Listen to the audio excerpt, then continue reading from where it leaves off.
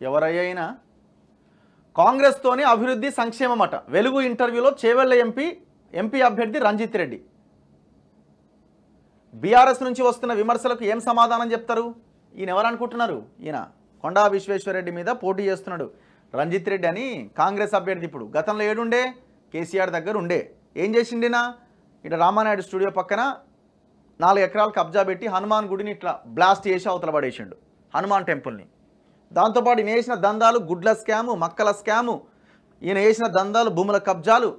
కేసీఆర్ దగ్గర ఉండి గత 5 సంవత్సరాల్లో ఈయన దగ్గర ఒక 10,000 కోట్ల రూపాయల లబ్ధి పొంది ఉంటాడేమో. బయట జరుగుతున్న చర్చ ఏంటంటే 5 నుంచి 10,000 కోట్ల లబ్ధి పొంది ఉంటాడు.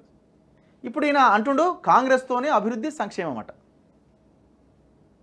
చూడండి, మొన్న ఎమ్మెల్యే ఎలక్షన్లప్పుడు, అదే 2023 ఎలక్షన్లప్పుడు, మొన్న జరిగిన ఎలక్షన్లప్పుడు కాంగ్రెస్ నాయకులని బయట తిరగనియలే, అదే కాంగ్రెస్ నాయకులని.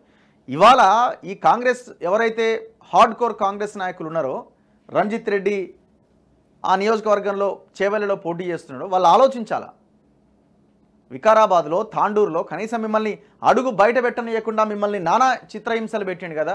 ఆలోచించాలి. అక్కడ ఉన్న ఎమ్మెల్యే ప్రసాద్ కుమార్ గారు ఆలోచించాలా. వికారాబాద్ ఎమ్మెల్యే ఇట్లాంటి ఆయనని మీ ఎంపీగా చేయడం వల్ల మీ పార్టీకి ఒక సీటు పెరుగుతుందేమో, కానీ మీ చేవెళ్ళకి ఏం ఉపయోగం ఆలోచించాలా. పరిగి ఎమ్మెల్యే రామ్మోహన్ రెడ్డి ఇట్లాంటి వ్యక్తులని మీ నియోజకవర్గంలోకి తీసుకురావడం వల్ల ఏం ఉపయోగం? పేద ప్రజల భూములు పోతాయి, ఇంకొక స్కామ్ అవుతుంది, ఇంకొక స్కామ్ అవుతుంది. అసలు ఇట్లాంటి వాళ్ళు రాజకీయాలకి పనికి రారు. రాజకీయాల్లోకి మనం ఉంచడానికే వీల్లేదు. ఏమంటుండు? పార్టీ మార్పుపై విమర్శలు రావడం సహజమట. కేటీఆర్ నాకు అత్యంత సన్నిహితుడు. నేను పార్టీ మారడం వల్ల ఆయన బాధపడి ఉండొచ్చు, కానీ నమ్మక ద్రోహం చేశాను అనడం సరికాదు. నేనేం నమ్మక ద్రోహం చేశానో కేటీఆర్ చెప్పాలి. నేను చేవెళ్ల నియోజకవర్గ ప్రజల అభివృద్ధి కోసమే పార్టీ మారినా. నాకంటూ వ్యక్తిగత ప్రయోజనాలు ఏమీ లేవు. నా వ్యాపారాలన్నీ బాగానే నడుస్తున్నాయి. ఎందుకు నడవై? ఏడు అధికారం ఉంటే ఆడ చేరిన తర్వాత వ్యాపారం ఎందుకు నడవదు రంజిత్ రెడ్డి గారు? అద్భుతంగా నడుస్తుంది ఏ వ్యాపారం అయినా. కేటీఆర్ ఎందుకు బాధపడుతున్నాడు? ఇన్ని వేల కోట్ల లబ్ధి తీసుకుంటేవి, భూములు కబ్జాలు పెడితివి, ఇన్ని స్కామ్లు చేస్తేవి, హనుమాన్ గుడి కూడా లేపేస్తేవి, ఇంత నీకు సహాయం చేస్తే మమ్మల్ని కాదని వెళ్ళిపోతావా అని కేటీఆర్ ఫీల్ అవుతున్నాడు. లేకపోతే మీకు ఏమైనా వ్యాపార సంబంధాలు అవి ఉంటే ఏమన్నా పైసల ఇదేమన్నా వచ్చిందని బాధపడుతున్నాడు ఆయన. సో ఇక్కడ చేవెళ్ల నియోజకవర్గంలో కొండా విశ్వేశ్వరరెడ్డి బలమైన లీడర్గా కనిపిస్తున్నాడు. ఆయన వైపు వెళ్ళే ప్రయత్నం చేయండి. ఇట్లాంటి లీడర్ల వల్ల వీళ్ళ వల్ల ఉపయోగం లేదు.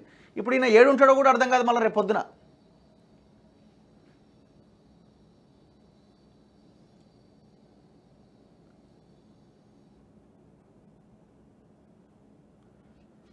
బీజేపీ ఎప్పుడు మతం గురించే మాట్లాడుతుంది. దానివల్ల పెట్టుబడులు రావు, అభివృద్ధి జరగదు. నువ్వు తెచ్చిన పెట్టుబడులు కాదు, నువ్వు తెచ్చిన పెట్టుబడులేంది మిస్టర్ రంజిత్ రెడ్డి? నువ్వు తెచ్చిన పెట్టుబడులేంది?